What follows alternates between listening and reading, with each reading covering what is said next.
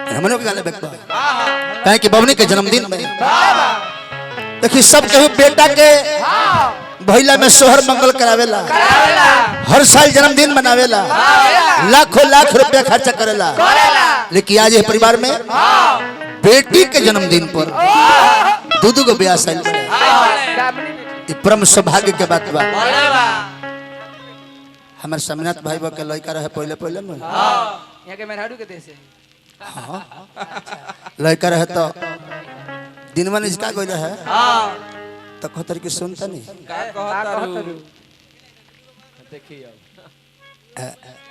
college Somnath भाई से सुनता नहीं तनी हमारा लड़का हो तो हमरा के जगा दे जननी तो ई खतर कि तू तो पूरा गांव के जगा देबू हमरा जगह वाला के फिर में का बा क्या दर्द है आवाज में तेरे छोड़ी जननी उहे जब दर्द उठल तो कह तारी जे कदम में आगामा की पातर दूसरी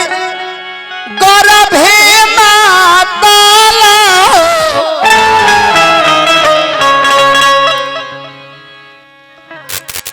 ए लाला नाती सरे में बाबा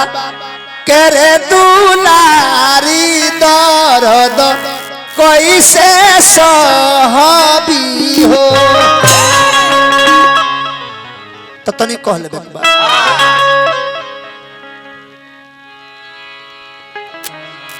आहा पहले पहले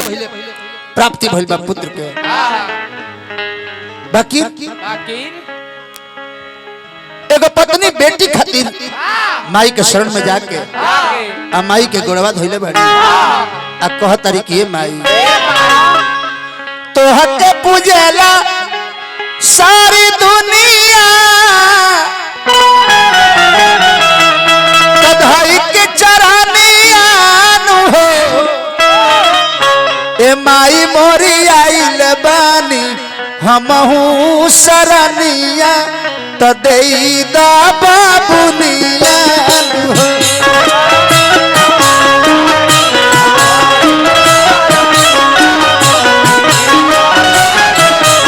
ए माई मोरी आइल बानी हमहू सरनिया तो देई दा बाबुनिया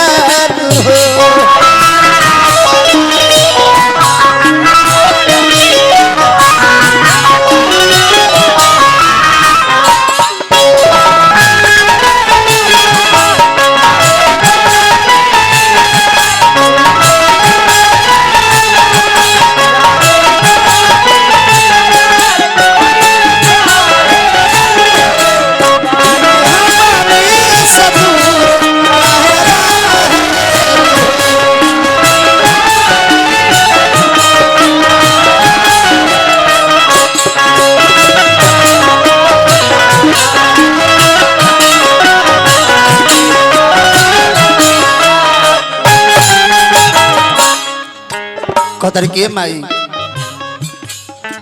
जब हमरा बेटी होई नु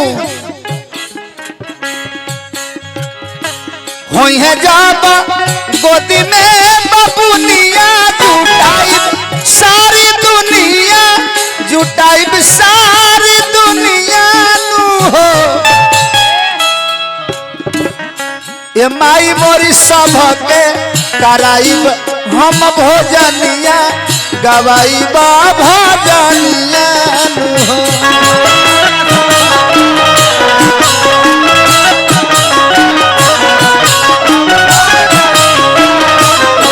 माई मोरी सबके कराई हम भोजनिया गवाई हम भजनिया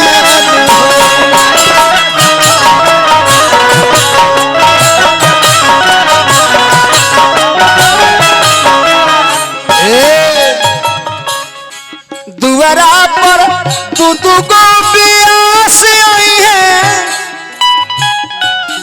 माई से प्रार्थना कर कि हम बेटी के पाके धन्य हो जाए माई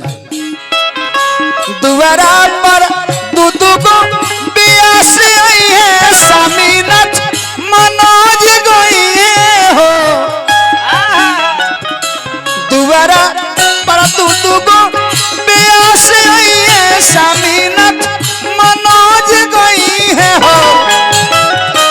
हे माई माई हो बनी जाई हमारा कहानिया गवाई हम भजनिया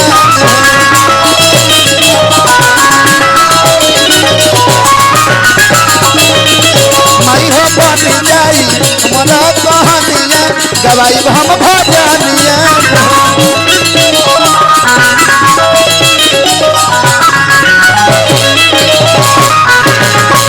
अब कह चले के बाद श्री हनुमान जी महाराज फिल्मी लय तो निगा दो साइराना सी है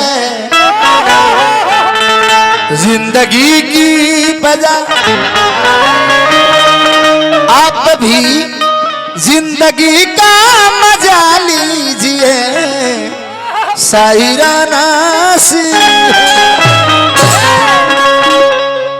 समीनाथ भाई खिगोल बने तनी